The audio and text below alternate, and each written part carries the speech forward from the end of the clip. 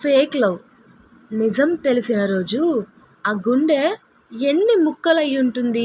ఒక్కసారి ఆలోచించారా? ఆ రాత్రి చాలా నిశ్శబ్దంగా ఉంది. ఫోన్ స్క్రీన్ వెలుతురు తప్ప గదిలో ఇంకేమీ కనిపించలేదు.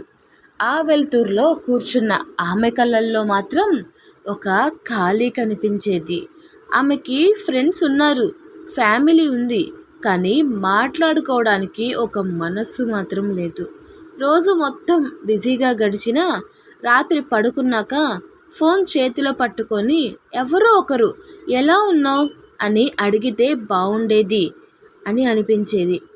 ఆ ఒక్క ప్రశ్న కోసం ఆమె గుండె ఎదురు చూసేది. ఎవరో తనతో మాట్లాడాలని, తనని అర్థం చేసుకోవాలని, తనని నిజంగా ప్రేమించాలని, అలాంటి ఒక మనసు కోసం ఆమె చాలా రోజులుగా ఎదురు చూస్తుంది. అప్పుడే ఒక చిన్న నోటిఫికేషన్ సౌండ్ వచ్చింది. హాయ్. అది ఒక అన్నోన్ నంబర్ నుంచి వచ్చిన మెసేజ్. మొదట ఆమె ఇగ్నోర్ చేసింది. కానీ మళ్ళీ అదే నెంబర్ నుంచి మెసేజ్ వచ్చింది. నువ్వు చాలా డిఫరెంట్, చాలా స్పెషల్ అని వచ్చింది. ఎప్పుడు ఎవ్వరూ ఇలా చెప్పలేదు ఆమెకి. ఆ ఒక్క మాట ఆమె మనసులో ఎక్కడో ఒక చోట తాకింది. ఆ రోజు రిప్లై ఇవ్వలేదు, కానీ ఆ మెసేజ్ మాత్రం మళ్ళీ మళ్ళీ చదివింది. మరుసటి రోజు మళ్ళీ మెసేజ్, మరుసటి రోజు మళ్ళీ మెసేజ్. ఇలా రోజులు గడుస్తున్న కొద్దీ వాళ్ళ మధ్య మాటలు పెరిగాయి. ఆ అన్నోన్ బాయ్ ఆమెకు దగ్గరవుతున్నాడు. తిన్నావా? ఇవాళ ఎలా గడిచింది నీ రోజు? అంటూ అలాంటి చిన్న చిన్న మాటలు ఆమెకి పెద్ద ప్రేమగా అనిపించాయి. ఒకరోజు ఆమె లేట్గా రిప్లై ఇస్తే అతను ఎక్కడికి వెళ్ళిపోయావు ఇంతసేపు, నేనెంత టెన్షన్ పడ్డానో తెలుసా అని అన్నాడు. ఆ మాట విన్నప్పుడు ఎవరైనా తన కోసం ఎదురు చూస్తున్నారు అనిపించి ఆమె కళ్ళల్లో ఆనందం మెరిసింది.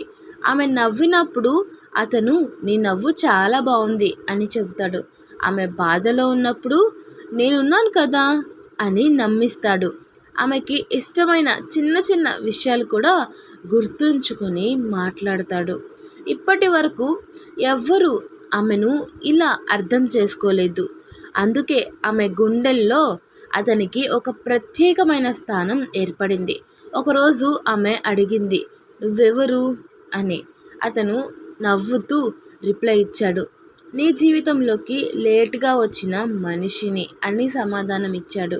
ఆ సమాధానం విన్న తర్వాత ఆమె ఇంకేమీ అడగలేదు. ఎందుకంటే అతను ఎవరో కంటే అతను ఆమెకి ఎలా అనిపిస్తున్నాడో అది ముఖ్యం అయిపోయింది. ఇలా రోజులు వారాలయ్యాయి, వారాలు నెలలయ్యాయి.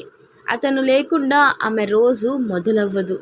అతని మెసేజ్ లేకుండా ఆమెకి నిద్ర రాదు. ఆమెకి అది ప్రేమ అని అనిపించింది. ఇప్పుడు ఆమెకి అతనే ప్రపంచమైపోయాడు. ఏం జరిగినా ముందు అతనికే చెప్పాలి అని తన మనసు తహతహలాడిపోయేది. ఏ బాధ వచ్చినా అతనే ఆదరణ అయ్యేవాడు. ఒకరోజు ఆమె ఏడుస్తూ మెసేజ్ చేసింది, నాకు ఎవ్వరూ లేరు అని.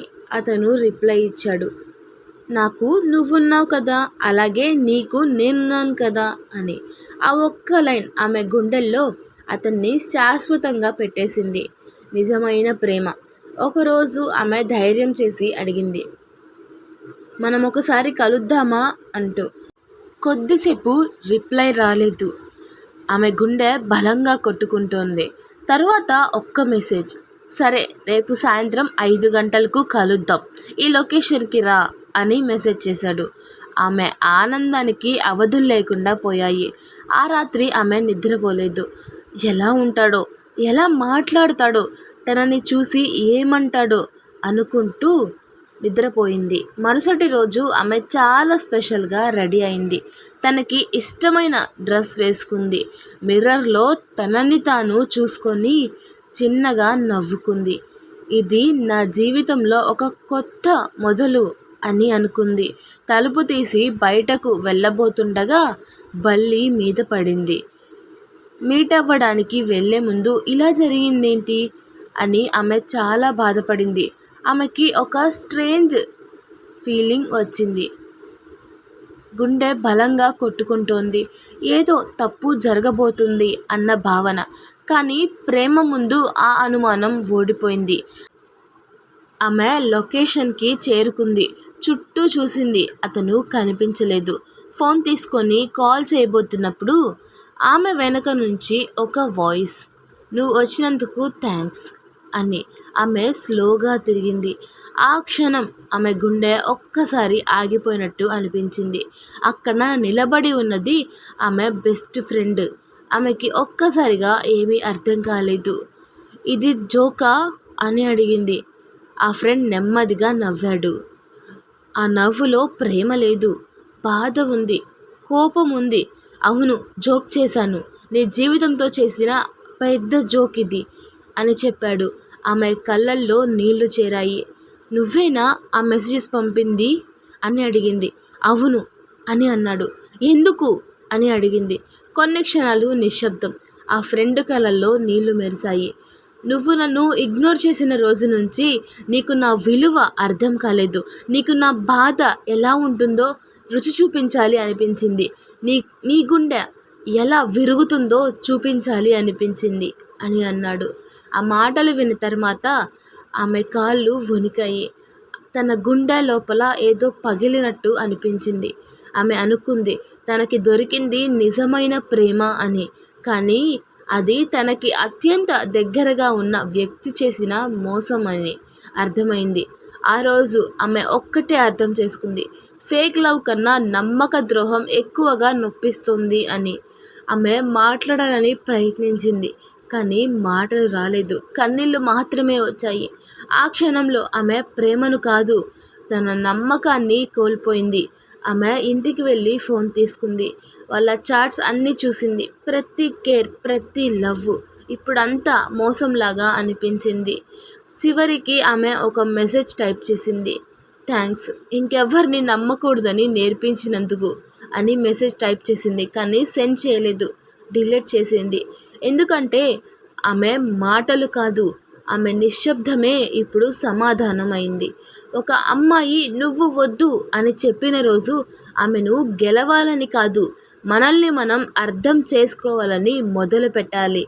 ఆమెకి నాలో ఏం నచ్చలేదు, నేను ఎక్కడ తప్పు చేశాను అని మనసు ముందు నిలబడి మనల్ని మనం ప్రశ్నించాలి. ఎందుకంటే ఆ "వద్దు" అన్న మాట వెనకాల ఆమె అహంకారం కాదు, ఆమె హృదయం తీసుకున్న నిర్ణయం అయి ఉంటుంది అది. ఆ నిర్ణయం వెనకాల ఎన్నో కారణాలు, ఎన్నో మౌన బాధలు దాగి ఉంటాయి. కానీ కొంతమంది మాత్రం ఆమెని అర్థం చేసుకోవడం కాకుండా ఆమె మనసుతో ఆడుకోవాలని చూస్తూ ఉంటారు. కొందరు అలాంటి నిర్ణయాలు తీసుకుంటారు. ఆమె నమ్మకాన్ని ఒక ఆటలాగా తీసుకుంటారు. ఆమె ఫీలింగ్స్ని తమ ఈగోకి బలి చేస్తారు. కానీ వాళ్ళు ఒక్క విషయం మర్చిపోతున్నారు.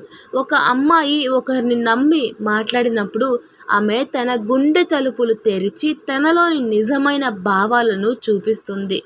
ఆ నమ్మకాన్ని పగలగొట్టినప్పుడు ఆమె కేవలం బాధపడదు, ఆమె మళ్ళీ ఎవ్వరిని నమ్మలేని స్థితిలోకి వెళ్ళిపోతుంది.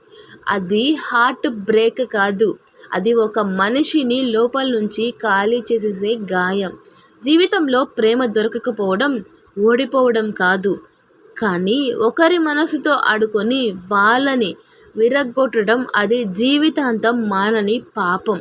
కాబట్టి ఎవరో మనల్ని వద్దు అనుకున్నప్పుడు వాళ్ళ హృదయాన్ని బలవంతంగా గెలవటానికి కాదు, మన విలువను పెంచుకునేందుకు ప్రయత్నించాలి. ఎందుకంటే నిజమైన ప్రేమ ఎప్పుడు బలవంతంగా రాదు, అది మనసు నచ్చినప్పుడు స్వయంగా వస్తుంది.